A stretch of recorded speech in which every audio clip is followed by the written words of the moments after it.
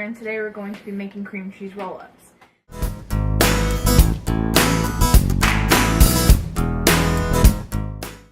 So, I'll go ahead and show you the ingredients that you need. You're going to need a stick of butter. You're going to need an 8-ounce container of cream cheese, 3/4 of a cup of powdered sugar. You're going to need a loaf of bread, and this can be varied based on if you want 1 piece, 5 pieces, 16 pieces. It's up to you. It's how many you can make. A rolling pin, a pan to melt your butter in, and a pan to put in the oven. So first things first, I'm going to wash my hands. This is always a big thing when you cook. Make sure you wash your hands. Okay, then secondly, I'm going to preheat the oven to 350 degrees.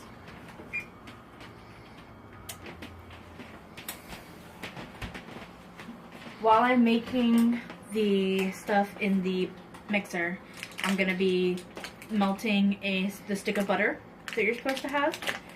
So you're going to put that in your pan to melt. That's why you need the pan. So in the mixer, you're going to have one of these containers of cream cheese. And it should be softened. I don't know if mine's softened enough, but if it's not, it'll still work. Just try and get it as soft as possible before you put it in the mixer. And then you're going to get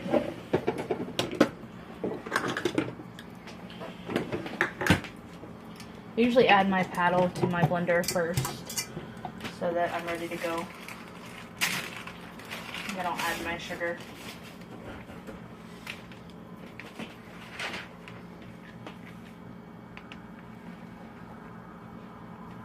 This time I'm not filling this one up all the way because it's half a cup, so. And then I'll start mixing that together. And while that mixes, then I'll show you guys how to do the bread. So you're going to take your bread, and when you pull it out, you pull out, again, as many pieces as you want. It doesn't have to be a set number. Some people use an entire whole if they're feeding their entire family. I'll probably make about 6 for us.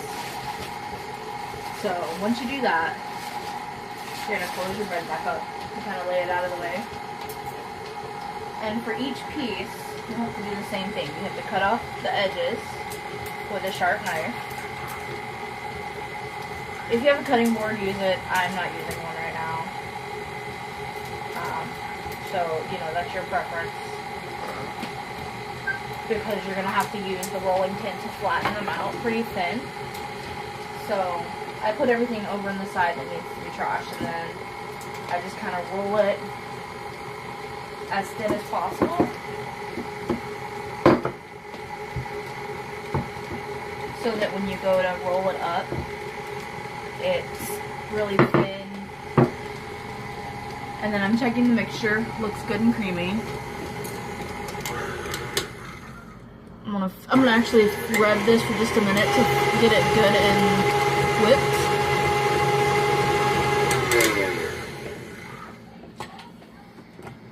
And then as you see, there's still some on the paddle, so I'll just scrape that off. Then I'll take the paddle off.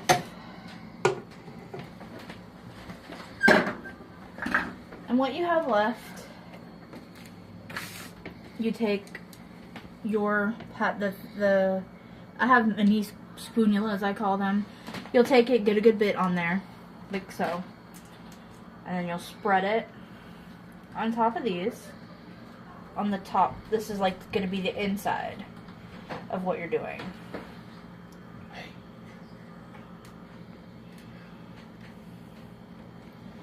And you spread it. You can use as little or as much as you want on this. It's your preference.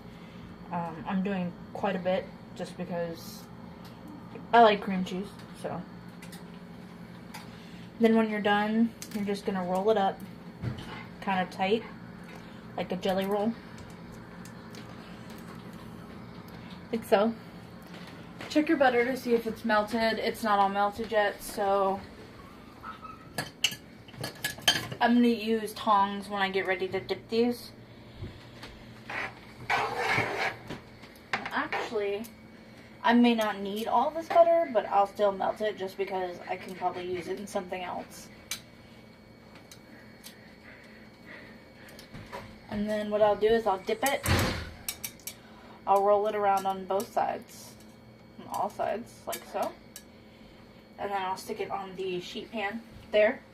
And then when I finish all of them, I'll put them in the oven and let them bake for about 10 minutes. And then when they come out, they'll be nice and golden brown. And then you let them cool for a few minutes and then you enjoy it. So let me finish the rest of them for you. So they're out of the oven and this is what they look like. They should be brown, and some of them may come a little bit enrolled, but they should be brown on the sides and they should feel a little like crispy, because that's the whole idea behind it. And then you just let them cool for a minute, pick them up, and you can eat them. You can dip them in, if your preference is syrup, like a French toast type thing, or if you have jam or something like that, you can also do it that way. But that's what they're supposed to look like. Now I guess we can give it a taste and see how it came out.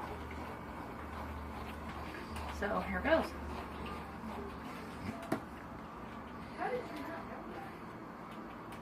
That's good.